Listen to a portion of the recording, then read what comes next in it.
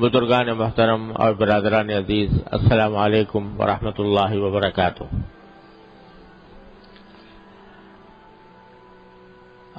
اللہ تبارک و تعالیٰ کے فضل و کرم سے رمضان کا بیشتر حصہ گزر چکا ہے اور رمضان کا آخری عشرہ اب شروع ہونے والا ہے۔ انشاءاللہ پرسوں شام سے رمضان کے عشر اخیرہ کا آغاز ہو جائے گا۔ یہ آخری عشرہ یوں تو رمضان کا پورا مہینہ ہی برکتوں اور رحمتوں کا مہینہ ہے۔ اللہ تبارک و تعالیٰ کی طرف سے خصوصی انعامات کی بارش ہوتی ہے اپنے بندوں پر، اور اس کی رحمت کی گھٹائیں جھوم جھوم کر برستی ہیں۔ لیکن آخری عشرہ یہ پورے رمضان کا عطر، اس کا نچوڑ، خلاصہ، یہ آخری عشرہ، آخری 10 دن یا 9 دن جتنے بھی نصیب ہوں۔ جیسا میں پہلے بھی بار بار عرض کر چکا ہوں کہ دن تو ظاہری دیکھنے میں سب برابر، راتیں دیکھنے میں سب برابر، سورج اس میں بھی نکلتا ہے، اس میں بھی غروب ہوتا ہے، اندھیرا اس میں بھی ہوتا ہے، اس میں بھی ہوتا ہے، لیکن کسی خاص دن یا کسی خاص رات کو جب اللہ تبارک و تعالیٰ اپنے فضل و کرم سے یہ فرما دیتے ہیں کہ یہ میری ہے، یہ میری ہے، میرے رحمت کی ہے، میرے انعامات کی ہے، تو وہ رات اور وہ دن دوسرے دنوں اور راتوں پر سبقت لے کر خدا جانے کہاں سے کہاں پہنچ جاتے ہیں۔ تو یہ 10 دن جو آنے والے ہیں اور خاص طور سے اس کی 10 راتیں، یہ پورے رمضان کا عطر ہیں۔ اور اگر بالفرض ہم نے 18-19 دن جو ہیں، 20 دن وہ غفلتوں میں گزارے ہوں، اور فرض کرو کہ رمضان کی ساعتوں سے جو فائدہ اٹھانا چاہیے تھا وہ اٹھا نہ پائے ہوں، تو اللہ تعالیٰ نے یہ 10 دن دے رکھے ہیں کہ چلو اگر اب تک کچھ نہیں کیا تو ان 10 دنوں کے اندر میرے پاس آ جاؤ، ان 10 راتوں میں میرا قرب حاصل کر لو۔ اللہ تبارک و تعالیٰ نے یہ 10 دن بڑے عجیب رکھے ہیں، اور بعض روایتوں کے اندر آتا ہے کہ یہ 10واں حصہ جو ہے رمضان کا، یہ عتق من النیران، آگ سے آزادی کا پروانہ لے کر آتا ہے۔ یہ اگر کوئی مومن ایمان اور عمل صالح کے ساتھ اس عشرے کو گزارے، تو اللہ تبارک و تعالیٰ اپنے فضل و کرم سے ہمیں توفیق عطا فرما دے کہ اس عشرے سے صحیح فائدہ اٹھانے کی توفیق ہو اللہ تعالیٰ کی طرف سے، اور اس کی برکتوں اور رحمتوں سے صحیح معنی میں مستفید ہونے کا اللہ تبارک و تعالیٰ موقع عطا فرما دے۔ کس طرح مستفید ہو آخری عشرے سے؟ سب سے پہلی بات تو یہ ہے کہ اسی عشرے کے اندر وہ رات آنے والی ہے، شب قدر، لیلۃ القدر، جس کے بارے میں اللہ تعالی نے پوری سورت نازل فرمائی کہ ہم نے یہ قرآن لیلۃ القدر میں اتارا، اور تمہیں کیا پتا کہ لیلۃ القدر کیا چیز ہے؟ یہ ہمارا اللہ تعالیٰ تبارک و تعالیٰ فرما رہے ہیں، تم کیا جانو لیلۃ القدر کیا چیز ہے؟ اور تمہاری محدود عقل اور سمجھ کے مطابق ہم اتنا کہہ دیتے ہیں کہ یہ رات 1000 مہینوں سے زیادہ بہتر ہے۔ کیا سمجھو گے تم اس کی حقیقت کو؟ اپنی اس محدود عقل سے، محدود سمجھ سے کیا سمجھ سکتے؟ لہذا تمہاری سمجھ میں لانے کا ایک جو آسان تمہاری سمجھ میں آ جائے اتنا بتا دیتے ہیں کہ 1000 مہینے سے بہتر ہے، 1000 مہینے سے بھی بہتر. اور عربی میں جو لفظ استعمال فرمایا خیر، وہ معمولی بہتر کے لیے نہیں آتا، یعنی جیسے 19-20 کا فرق ہو، 20-21 کا فرق ہو، اس کے لیے نہیں کہتے خیر. بہت زیادہ، جب ایک چیز دوسری چیز سے بہت بہتر ہو تب کہتے ہیں خیر. تو خیر من الف شہر کے معنی 1000 مہینے سے بھی بہت بہتر. کتنی بہتر؟ کتنی بہتر تم سمجھ نہیں سکتے. لہذا تمہاری محدود عقل کے مطابق اتنا کہہ دیا ہم نے کہ 1000 مہینے سے بہتر ہے. کتنی بہتر ہے تمہاری عقل میں پوری طرح آ نہیں سکتا. ارے بھائی، اس اللہ جل جلالہ کی عطا کی، اس کی نعمتوں کی آدمی اگر گنتی کرنا چاہے تو گنتی نہیں کر سکتا. گنتی ختم ہو جاتی ہے، اور گنتی کرنے کے جو مصنوعی طریقے ایجاد ہوئے ہیں وہ بھی ختم ہو جاتے ہیں. اتنی زیادہ ہے لیلۃ القدر. اللہ اکبر کبیرہ. تو جب نبی کریم سرور دو عالم صلی اللہ علیہ وسلم کو یہ بتایا گیا کہ لیلۃ القدر اتنی عظیم الشان رات ہے، تو اب دیکھیے رسول کریم صلی اللہ علیہ وسلم نے شروع میں یہ نہیں بتایا گیا تھا کہ کس وقت ہوگی،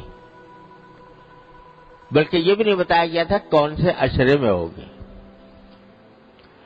تو رسول کریم صلی اللہ علیہ وسلم نے شروع میں پورے مہینے کا اعتکاف فرمایا. پتہ نہیں تھا نا کہ کون سی رات شب قدر ہوگی، تو مہینے کے کسی بھی دن میں ہو سکتی ہے. تو آپ نے پورے مہینے کا اعتکاف فرمایا کہ بہرحال کسی نہ کسی رات میں تو ہے، تو وہ رات اگر اعتکاف کی حالت میں گزر جائے گی تو انشاءاللہ اس میں عبادت میرے نام اعمال میں لکھی جائے گی. ایک عشرہ گزرا، دوسرا عشرہ گزرا، تو دوسرے عشرے کے وقت میں جب دوسرا عشرہ آیا، یعنی 10ویں تاریخ سے کی رات سے اور 20 کی صبح تک، تو 20 کی صبح کو عشرہ ختم ہو رہا تھا، تو بعض صحابہ کرام نے اپنا جو سامان تھا اعتکاف کا وہ گھر لے گئے، بھیج دیا کہ آج شام سے اٹھیں گے اعتکاف سے، کیونکہ ہر 10 دن کا اعتکاف کی نیت کی تھی، تو اٹھنے تھے. اچانک رسول کریم صلی اللہ علیہ وسلم نے اعلان فرمایا کہ دیکھو جن لوگوں نے میرے ساتھ اعتکاف کیا ہے 20 تاریخ تک کا، اور انہوں نے سامان بھیج دیا اپنا گھر واپسی کے لیے، میں کہتا ہوں واپس آ جائیں، اور جو اگلے 10 دن بھی اعتکاف کریں میرے ساتھ. اور وجہ یہ بتائی کہ اب مجھے اللہ تبارک و تعالیٰ کی طرف سے بتایا گیا ہے کہ لیلۃ القدر آخری عشرے میں ہوگی. پہلے یہ بات نہیں بتائی گئی تھی، اس واسطے اعتکاف دوسرے عشرے کا دن بھی چل رہا تھا، اور صحابہ کرام نے ختم بھی کر دیا تھا. 20 تاریخ کو اپنے سامان بھیج دیا تھا کہ گھر جائے. لیکن آپ نے اعلان فرما دیا کہ جن لوگوں نے میرے ساتھ اعتکاف کیا تھا لیلۃ القدر کی تلاش میں، اب وہ واپس آ جائیں، اور اب مجھے بتایا گیا ہے کہ عشرہ اخیرہ میں ہوگی. چنانچہ پھر صحابہ کرام آ گئے، اور پھر آپ نے اعتکاف کیا. پھر آئندہ سال سے ہر سال آخری عشرے میں اعتکاف فرماتے رہے. لیکن یہ بتا دیا اس سے کہ دیکھو لیلۃ القدر اتنی بڑی چیز ہے، اتنی بڑی چیز ہے کہ سید الاولین والآخرین صلی اللہ علیہ وسلم، جن کے بارے میں اعلان کر دیا اللہ تعالیٰ نے کہ اول تو آپ معصوم ہیں، کوئی غلطی ہو نہیں سکتی، اور اگر ہو بھی کوئی بھول چوک تو سب معاف ہے آپ کی، اگلی پچھلی. وہ بھی لیلۃ القدر کو حاصل کرنے کے لیے پورے مہینے کا اعتکاف کر رہے ہیں. تو یہ اہمیت بندوں کے سامنے بتا دی اللہ تعالیٰ نے اس طریقے کے تحت کہ دیکھو جب سید الاولین والآخرین صلی اللہ علیہ وسلم اپنے آپ کو اس لیلۃ القدر کا ضرورت مند سمجھتے ہیں تو ہم اور تم کس شمار کے دار میں. تو اتنی عظیم عظمت. پھر اور ایک قصہ کہ یہ تو بتا دیا کیا کہ آخری عشرے میں ہوگی. پھر ایک مرحلہ ایسا آیا کہ ایک معین تاریخ بھی بتا دی گئی کہ فلاں تاریخ میں ہوگی. تو آسان ہو گیا معاملہ. 10 راتوں کے بجائے ایک رات متعین ہو گئی، فلاں رات میں شب قدر ہوگی. لیکن رسول کریم صلی اللہ علیہ وسلم فرماتے ہیں، یہ بھی اللہ تعالیٰ کی حکمت تھی کہ فرماتے ہیں کہ مجھے بتا دیا گیا تھا، میں بتانے کے لیے تم لوگوں کو آنا چاہ رہا تھا، بتانا چاہ رہا تھا کہ کون سی رات شب قدر ہے، لیکن میں دیکھا کہ 2 آدمی آپس میں جھگڑا کر رہے ہیں، لڑ رہے ہیں. تو اس لڑائی کی بے برکتی سے وہ میرے ذہن سے نکل گئی کون سی رات، مجھے بلا دی گئی. اب یہ عجیب معاملہ، ایک طرف بتایا بھی گیا اور پھر بلا بھی دیا گیا. بتا دیا گیا پہلے کہ فلاں رات ہوگی، لیکن بعد میں بلا دیا گیا. اصل مقصود تو یہی تھا کہ متعین نہ کی جائے، کسی رات کو متعین نہ کیا جائے، اصل مقصد تو یہی تھا. لیکن مسلمانوں پر یہ واضح کرنے کے لیے کہ مسلمانوں کا باہمی جھگڑا اتنی بری چیز ہے کہ اس کے نتیجے میں اللہ تعالیٰ نے شب قدر کی تعین بلا دی. اتنی خطرناک چیز ہے یہ مسلمانوں کے درمیان جھگڑا. قرآن و سنت کے احکام کو اگر دیکھا جائے تو جگہ جگہ یہ بات نظر آتی ہے کہ اللہ تعالیٰ یہ چاہتے ہیں کہ مسلمانوں کے درمیان جھگڑا نہ ہو. جھگڑے کو ختم کرنے کے لیے، فساد کو ختم کرنے کے لیے، باہمی شقاق کو ختم کرنے کے لیے طرح طرح سے دیواریں باندھی ہیں اللہ تعالیٰ نے کہ جھگڑا نہ کرو. اور افسوس یہ ہے کہ ہم لوگ سرکار دو عالم صلی اللہ علیہ وسلم کے اس ارشاد، اس خواہش، اس تمنا، اس آرزو کو پورا کرنے کے لیے تیار نہیں ہے. ذرا ذرا سی بات پر جھگڑے ہیں، ذرا ذرا سی بات کے اوپر تنازعات ہیں، ایک دوسرے کی عزت اتارنے، ایک دوسرے کو کی پگڑی اچھال دیں. جس کا موقع ملے، جس کی تحقیق کیے بغیر بھی پگڑی اچھال دی، عزت ختم کر دی، کسی کی بے عزتی کر دی، برا بھلا کہہ دیا، ڈانٹ ڈپٹ کر دی. اس کو معمولی بات سمجھے ہوئے ہیں کہ یہ کوئی معمولی بات ہے. ارے اتنی منحوس چیز ہے کہ اللہ نے لیلۃ القدر کی شناخت اس کی وجہ سے محو فرما دی. سرکار دو عالم صلی اللہ علیہ وسلم کے مبارک. ارے دیکھو، حضور نبی کریم سرور دو عالم صلی اللہ علیہ وسلم کے اوپر قرآن نازل ہو رہا ہے. آپ لکھتے نہیں ہیں، پڑھتے نہیں ہیں. کوئی قرآن کی آیت لکھ کر بھائی یاد کر لے، بھائی آج اتنا نازل ہوا چلو اتنا یاد کر لوں. لکھنے کا سوال ہی نہیں. اللہ تعالیٰ نے معجزہ ایسا بنایا تھا، نہ لکھنے کا نہ پڑھنے کا. نازل ہوا اور یاد ہو گیا. اور یہاں تک کہ پورا قرآن یاد، ایک ایک لفظ، ایک ایک حرکت، ایک ایک ہر چیز یاد. اس میں تو حافظے کا یہ عالم اللہ تعالیٰ کی طرف سے آتا. اور لیلۃ القدر بھائی فلاں رات میں ہوگی، اتنی سی بات، سمجھے، اتنی سی بات، اور بھلا دی. اللہ تعالیٰ نے بلا دی.